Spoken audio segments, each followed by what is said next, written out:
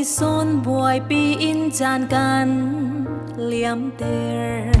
pathian thu na kin mai du na lal ter son in mai du danin kan nung hwal ho pathian tri za nak nei lo Sodom Gomorra le noa san nakin kan swal so pathian du na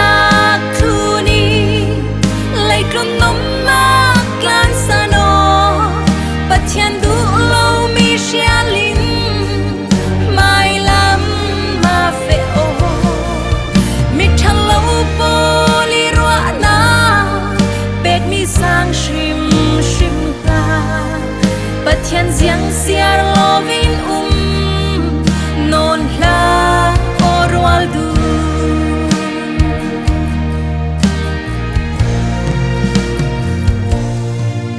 lot bangi lei trun thil zau tui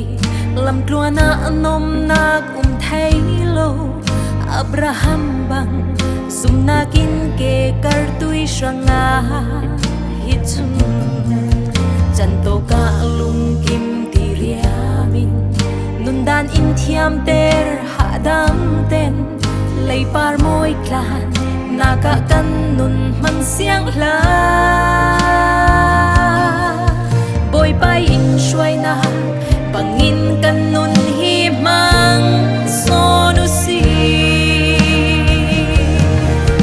pathian du na thuni lei tun nom na klan sano pathian du lo mi shalin mai lam ma fe o mi thalo poli ro na bek mi sang shim shim la pathian giang siar lovin non la orwal du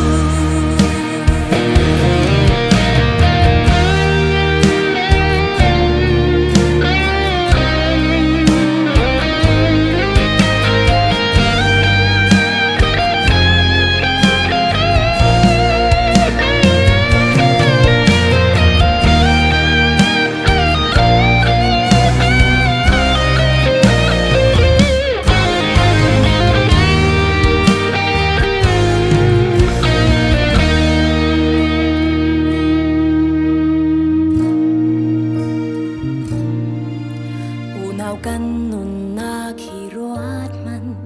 kan nun atoi kan san sia tu fa batlan lo men bangin toy vak men ding kan silo thinu sang tha te in ruado na thi tika khui na fe ding million pa bang sir na kin khat le ding lei nam na tani si su pano zamrang in kano pathian du na thuni lei klon nam na klan sano pathian du lo mi shalin